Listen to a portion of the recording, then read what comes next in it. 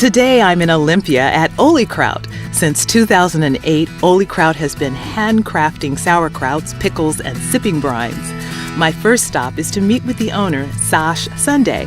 And the first thing I wanted to know is what makes OlyKraut different from other sauerkrauts. So our product is unpasteurized and raw. So you'll find it in the refrigerated section. Okay. And then also we're totally organic, organically certified, and we're sourcing from local farms.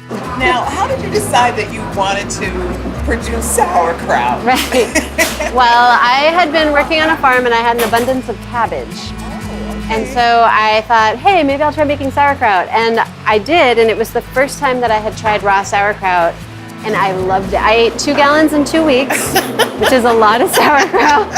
And I just couldn't stop from there, and I kept going, and I started making different kinds, kimchi and different things like that, and I just became more and more fanatical until finally I was like, okay, maybe I should start trying to sell this too. Now that I know where the inspiration comes from, I asked Sash to show me the process of making their kraut.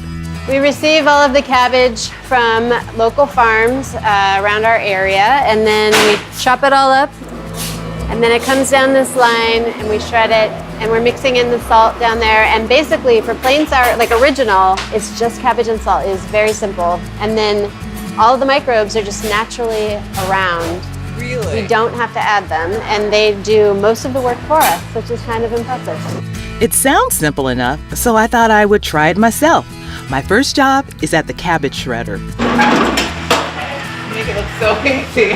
This is the easy part. We already got the hard part over with. I'm beginning not to trust how easy some of this work will be.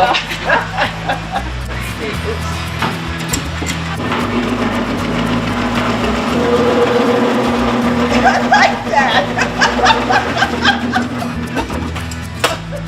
That was one job I could have done a lot longer, but it's time to get back to the tour. So this is our fermentation room.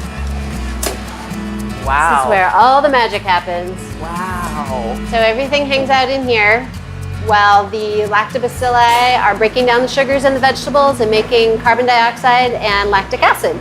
And that's what makes sauerkraut sour. There's actually no vinegar, which everyone's always surprised to hear. Right. Yeah, it's just a different kind of acid. Sash said the final step of the process is the jarring, and then the jars are put into the refrigerator and ready for delivery. Now, when I get this home and I'm refrigerating myself, what's the shelf life for once it gets home? 6 to 8 months probably, as long as you keep it in the fridge. I mean, the big thing is keep it under the brine. So when you take some out, push it back down with the fork so that it's under the juice. If it's under the juice, it's going to be, if it's under the brine, everything's fine. That's great. Under Yeah. the brine, everything's fine. Right.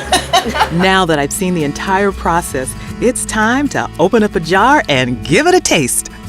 So here's our original, Okay. and that's just cabbage and salt. All right. And we do use a little bit of Jacobson sea salt in every batch.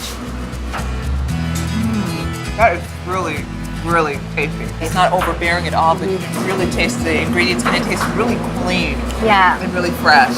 Thank you so much. This was a delicious and educational day. Awesome. So, again, to you. Cheers. Thanks for coming.